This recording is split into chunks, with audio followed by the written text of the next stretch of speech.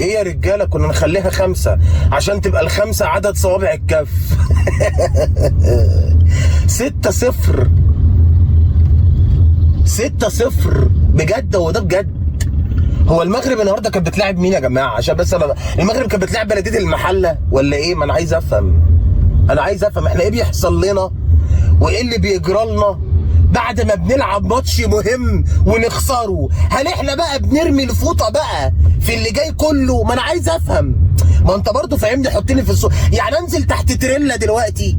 يعني انا اشوف تريلا محمله زلط ورمل انزل تحتها ولا اعمل ايه؟ لا انا هركن لان انتوا ما تستاهلوش ان انا اعمل حادثه. ما تستاهلوش ان انا اعمل حادثه، والله ما تستاهلوا. عارف انت لو تستاهلوا برضه ما كنتش اعمل حادثه، بس انتوا ما تستاهلوش. بصوا يا جماعه، المغرب رزعتنا 6-0. فواحد هيقول لي ثواني بس، انت جبت الكلام ده منين؟ الكلام ده انت متاكد منه الاول ولا لا؟ ولا انت بتقول ايه؟ ولا دي بروباجندا؟ اقول لك بروباجندا. انت شفتش الماتش؟ الحمد لله الحكم صفر، الحمد لله نجدنا، الحمد لله الحكم شال المغرب من فوقنا.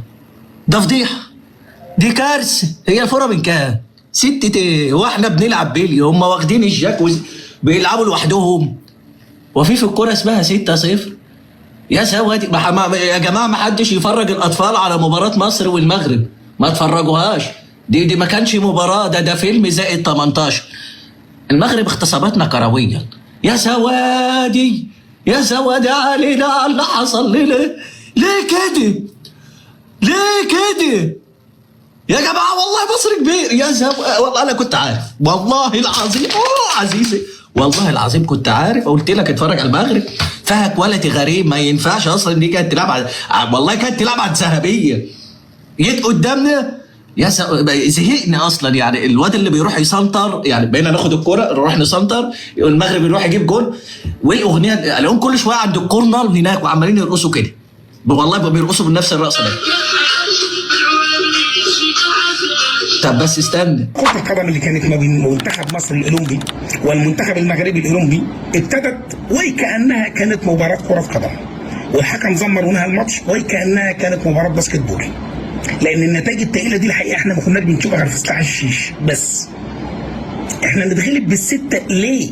هو الزمالك اللي كان بيلعب، أنا كل شوية مستني بس المذيع يقول رحيم وحسام عبد المجيد رحيم والجون، رحيم وحسام رحيم والجون. هي اللعيبه دي وهي نازله الماتش كانوا راشين بنج موضوع على مشاعرهم. انا بقول لك انا يعني في حاجات كتيره جدا بتحيرني بجد. الاداء المبهر اللي احنا كنا عاملينه في الاول ده كان فوتوشوب، ده كان شغل جرافيك، مش هي نفس اللعيبه. هو احنا عشان كنا بنلاعب مثلا المغرب اللي هو الملك بتاعهم اسمه محمد السادس ونتغلب بال6؟ امال لو كنا بنلاعب فرنسا ايام ما كان بيحكم لويس ال19 كنا شلنا قد ايه؟ انا عندي سؤال بجد محيرني ومنغص عليا عيشت وسدت عليا نفسي، مش مخليني قادر اكمل قفص المانجا اللي انا بادئ فيه من صلاه العشاء. انا عايز اعرف احنا ليه دايما لما بنلعب في البطولات الكبرى والعالميه بنبدا باداء مبهر يحير العالم وننهي بفضيحه تحير العالم برضه؟ احنا كده هنحير العالم. في كلمه كده لازم اقولها، يعني في الوقت اللي ده لازم اقولها، بس مش عارف واقف في حالك. 6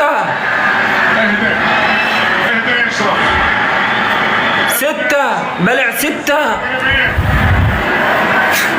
سداسية مغربية. بلع 6 يا لهوي بالي انا يما بلعين 6.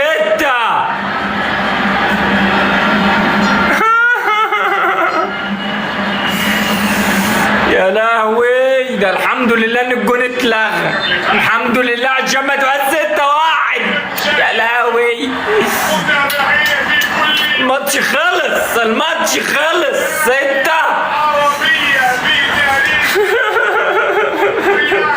انتوا لو عايزين تنكدوا علينا وتحفلوا علينا، ما هو في جون اتلغى، يعني في جون ده الحمد لله انه اتلغى. يا خرابي يا لهويتي يا خراب يا لهوي يا ده ايه ده يا 6-0 6-0 والله العظيم فضيحة، والله العظيم فضيحة. فضحتونا بين الشعوب العربية وبين منتخبات العالم كلها في أولمبياد باريس. 6-0. طبعا ما هو منظومة فاشلة، منظومة من ساسها لراسها فاشلة.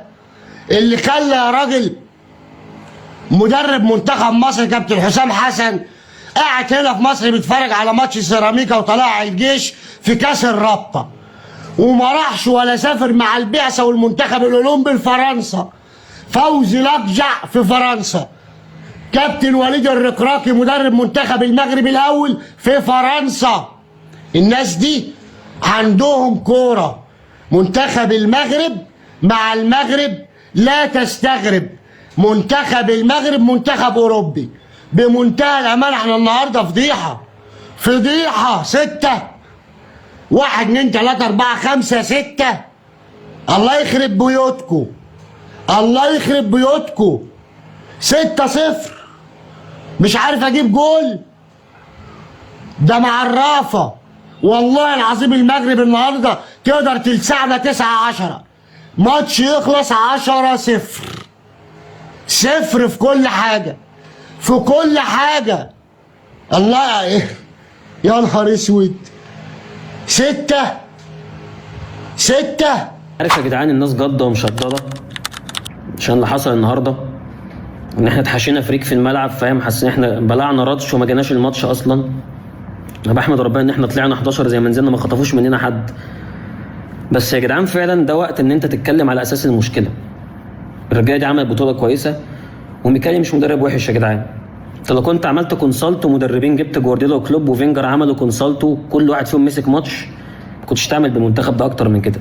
ما سالتش نفسك احنا ليه بنلاعب منتخب المغرب اللي هي تعداد سكانها تقريبا 37 مليون، بتلاعب منتخب كله محترفين اساسي باحتياطي، وده منتخب اولمبي المنتخب الكبير بتاعهم نفس الكلام؟